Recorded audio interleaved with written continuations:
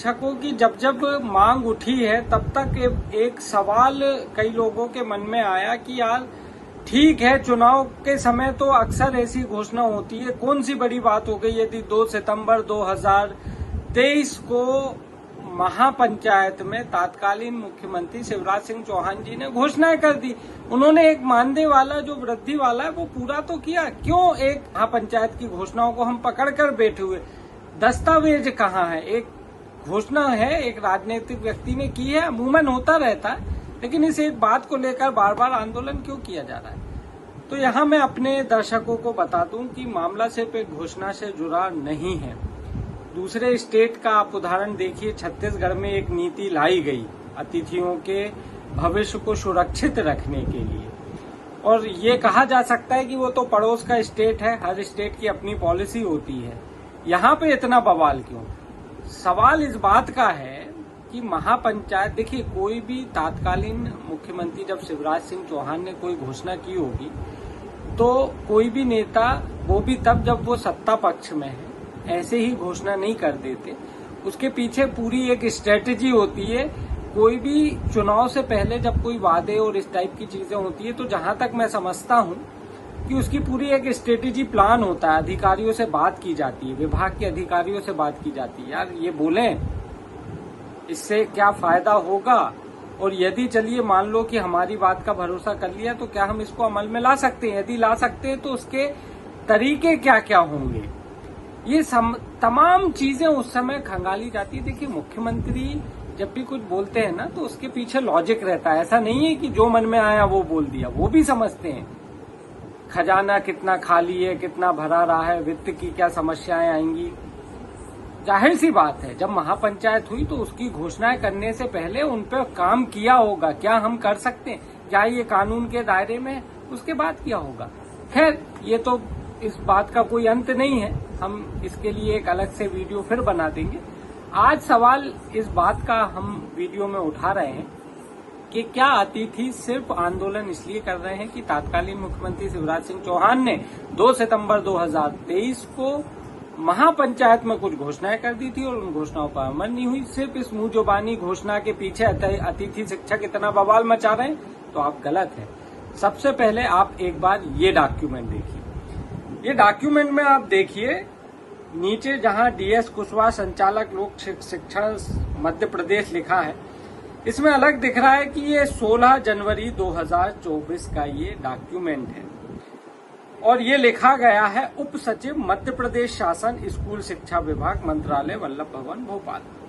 पत्र क्रमांक भी है 2023-24/01, ऐसा इन्होंने एक पत्र क्रमांक दिया। इसका दूसरा बिंदु आप देखिए, पहला छोड़ दीजिए, पहला मानदेय वृद्धि का है, वस्तु स्थिति में लिखा है मानदेय बढ़ा दिया और ये हकीकत भी है, मानदेय बढ़ गया। अब दूसरा बिंदु देखिए, अतिथि शिक्षकों के हित में अनुभव के आधार पर नीति बनाकर भविष्य सुरक्षित किया जाए, ये प्रमुख बिंदु था। इसकी वस्तु स्थिति में लिखा है नीति बनाने की कार्यवाही प्रचलन में है। अब आप तारीख और इस लाइन पर गौर करिए।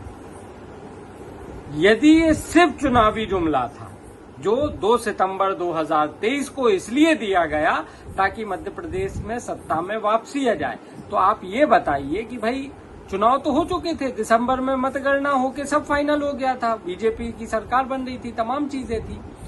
फिर 16 जनवरी 2024 को विभागीय पत्राचार में ये कहां से बात आई कि नियमितीकरण की योजना जो है अतिथि शिक्षकों के हित में बनानी है, और उसकी वस्तु स्थिति ये है कि नीति बनाने की योजना पर काम चल रहा है।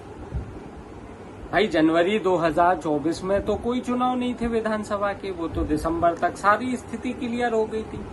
फिर इस प्रकार के विभागीय पत्राचार का आदमी क्या उसका वो निकाले निष्कर्ष? जाहिर सी बात है, जैसा कि मैंने पहले भी कहा कि जब कोई मुख्यमंत्री किसी वर्ग विशेष के लिए कोई घोषणा करता है तो वो ऐसा नहीं है कि उसको उस समय भाषण देते देते उनके मन में उद्गार उठे कि मुझे ये बोलना है, ऐसा नहीं। उसके पीछे पूरी स्ट्रेटेजी प्लान होता है। वो भी जानते हैं कि आज हम घोषणा कर देंगे तो कल कैसे पूरी होगी, उस समय मैं फिर पूरी जिम्मेदारी से कह रहा हूं, निश्चित तौर पर यह हुआ होगा कि विभागीय अधिकारियों से इसको लेकर मंत्रणा हुई होगी कि क्या अतिथि के लिए हम ये जो भी 7-8 बिंदु इनमें कुछ कर सकते हैं। जब वहां से कुछ इस प्रकार की संभावनाएं होंगी कि हो सकता है, तब घोषणाएं हुई थी। और उसका सबसे बड़ा उदाहरण 16 जनवरी 2024 का ये विभागीय पत्र है, जिसमें 2 नंबर के बिंदु पर अतिथियों के नियमितीकरण की बात लिखी है और वस्तु स्थिति यानी करंट की उस समय की स्थिति में ये उल्लेख किया गया कि नीति बनाने पर काम किया जा रहा है। अब आप एक और हम आपको डॉक्यूमेंट दिखाते हैं, जरा आप ये दूसरा डॉक्यूमेंट भी देख लीजिए। यदि आपको ये लगता है कि सिर्फ एक ही कागज है, तो नहीं है, हमें इसका एक और कागज जो है मिला।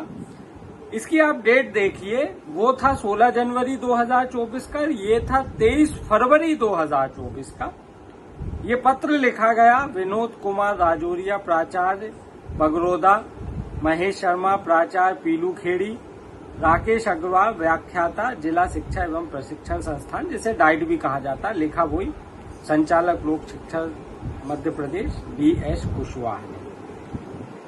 इसके आप संदर्भ के नीचे यदि आप लाइन पढ़ें तो इसमें लिखा है, विषयांतर्गत संदर्भित के अनुपालन में अतिथि शिक्षकों की विभिन्न समस्याओं एवं माननीय मुख्यमंत्री जी द्वारा अतिथि शिक्षकों में के संबंध में की गई घोषणाओं के परिप्रेक्ष्य में एक ड्राफ्ट तैयार किया जाना है। इसको लेकर 27-28 फरवरी 2024 को 2 दिवसीय कार्यशाला आयोजित है। जिस पत्र की ये बात कर रहे हैं संदर्भित, वो है मध्य प्रदेश शासन स्कूल शिक्षा विभाग वल्लभ भवन का पत्र क्रमांक 1868 दिनांक 8/10/2023, 8 अक्टूबर 2023। और इस समय जो हमारे प्रदेश के मुख्यमंत्री थे वो शिवराज सिंह जी चौहान थे। और जो उस समय तात्कालिक समस्याएं हमने आपको बताया ही था कि 2 सितंबर 2023 को महापंचायत हुई थी, और ये जिस पत्र का उल्लेख कर रहे हैं वो उन्हीं समस्याओं के संदर्भ में 8 अक्टूबर 2023 का बता रहे हैं, यानी लगभग मोटा मोटा 1 महीने बाद का, जो महापंचायत को लेकर था। तो भैया सवाल ये है कि जब आपको कुछ करना नहीं था तो फिर ये 23 फरवरी 2024 का ये कौन सा पत्र है, कौन सा ड्राफ्ट तैयार हो रहा था उस समय?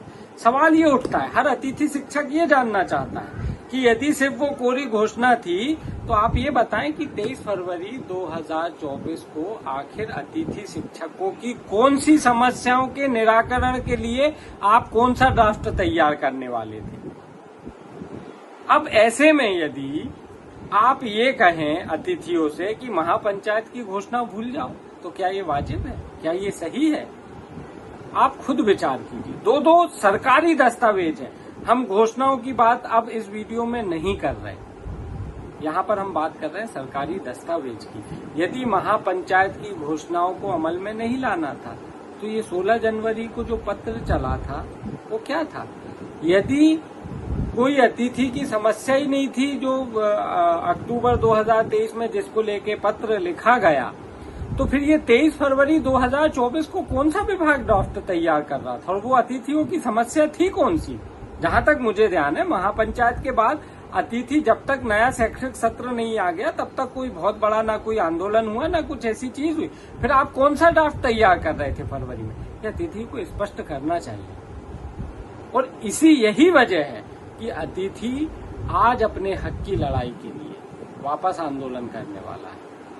वजह जाहिर सी है, ये उनका अधिकार है। महापंचायत में घोषणा हुई थी, उनपे काम भी होना शुरू हो गया था, न केवल शिवराज सिंह चौहान की सरकार में बल्कि मोहन यादव की सरकार में भी 2 पत्र निकले हैं जो ये बताते हैं कि महापंचायत में हुई घोषणाओं में अमल में लाने के लिए ड्राफ्ट तैयार हो रहा था, नीति तैयार हो रही थी। ये तो अभी का मामला हुआ कि 10 सितंबर को महाआंदोलन किया तो विभागीय मंत्री राव प्रताप सिंह ने कहा महापंचायत को भूल जाओ। जिस महापंचायत की वजह से अतिथियों ने आंख मूंद कर भरोसा किया उसको बोला जा रहा है भूल जाओ, जबकि सरकारी दस्तावेज मौजूद है। मुझे लगता है सरकार को एक बार इस पर गंभीरता से विचार करना चाहिए। देखिए, मैं बार बार, ऐसा नहीं है कि हम सरकार के हमेशा एंटी में बात करें ऐसा नहीं है, सरकार रोजगार दे भी रही है, लगातार भर्तियां हो रही हैं, कुछ विवाद है उनका समाधान होता है, भर्ती होती है, सब बात है। मेरा ये मानना है जब आप एक कदम आगे बढ़ चुके थे, महापंचायत हुई, घोषणाएं हुई, आपने अक्टूबर 2023 में कोई लेटर बनाया, उसी के आधार पे 23 फरवरी 2024 को कोई ड्राफ्ट की बात हो रही है, दस्तावेज कह रहे हैं, उससे पहले जनवरी में भी ये बात आई कि भाई सरकारी दस्तावेज में कि हम नीति बना रहे हैं। तो मेरा मतलब कुछ तो कर ही रहे होंगे ना, एक बार विचार कीजिए जो संभावनाएं हैं। मैं तो यदि दिल से मेरी पूछो तो मैं तो ये चाहूंगा कि कल 2 अक्टूबर को जो भोपाल में आंदोलन हो रहा है उससे पहले ही यदि सरकार अपना स्थिति स्पष्ट कर दे तो ये गरीब, इनमें इन अतिथियों में कई गरीब है, किसी को भी शौक नहीं आ रहा। कुछ तो मुझे ऐसा लगता है कि ऐसे भी होंगे कि आस पड़ोस से पैसा उधार लेके 2-2, 3-3 दिन की व्यवस्था से भोपाल आ रहे हैं, इनको कोई शौक नहीं है। नवरात्रि जैसा इतना बड़ा पर्व सबके सामने, निश्चित तौर पे कुछ मजबूरियां हैं। यदि सरकार इनके भोपाल आने से पहले कुछ एक स्थिति स्पष्ट करे तो मुझे बेहद खुशी होगी, और मुझे लगता है एक बार सरकार विचार करे, क्योंकि गुंजाइश तो है, गुंजाइश नहीं होती तो ये 2-2 सरकारी दस्तावेज जो अभी हमने देखा है ये उस समय ये फाइलों में नहीं दौड़ रहे होते। एक बार सरकार विचार करे, मुझे लगता है कोई बीच का रास्ता होना चाहिए। और इसी के साथ आज दीजिए इजाजत। यदि ये वीडियो आपको पसंद आया है तो अपने अतिथि शिक्षकों को सिर्फ इसलिए नहीं भेजिए, उनके पास ऑलरेडी ये दस्तावेज होंगे, मुझे भी कहीं से नहीं मिले, मुझे भी अतिथि साथियों नहीं दिए, लेकिन ये वीडियो शेयर इसलिए कीजिए कि एक आम व्यक्ति तक भी ये बात पहुंचे कि आपका आंदोलन सिर्फ महापंचायत में हुई कोरी घोषणाओं की लड़ाई नहीं है, बल्कि आपकी लड़ाई आपके हक की है, अधिकार की है, जो ये बताती है कि ये सरकारी दस्तावेज इस बात का सबूत है कि आपकी लड़ाई जो है वो सही है। इसलिए इसे ज्यादा से ज्यादा शेयर कीजिए, अपने परिचितों कीजिए, पड़ोसियों कीजिए, एक आम व्यक्ति तक भी ये बात पहुंचे कि अतिथि सिर्फ कोरी घोषणाओं के पीछे नहीं लड़ रहा है, उसके पीछे एक मजबूत आधार है। यदि ये वीडियो पसंद आया है, और मुझे वैसे बार बार नहीं कहना चाहिए, अधिकांश अतिथि जहां तक मेरा वीडियो पहुंचा होगा उनमें से मैक्सिमम ने कर लिए होंगे मेरे यूट्यूब को सब्सक्राइब। फिर भी मैं बार बार ये इसलिए बोलता हूँ क्योंकि शायद सब्सक्रिप्शन अभी मेरा 1600-1500 के आसपास है, और अतिथि भाइयों की संख्या तो मुझसे बेहतर आप जानते हैं। तो चलो एक औपचारिकता फिर कर लेते हैं। यदि ये वीडियो आपको पसंद आया है तो आप हमारे YouTube चैनल को सब्सक्राइब करें, अतिथि भाइयों को शेयर करें, ट्विटर पर हमें फॉलो करना ना भूलें। धन्यवाद।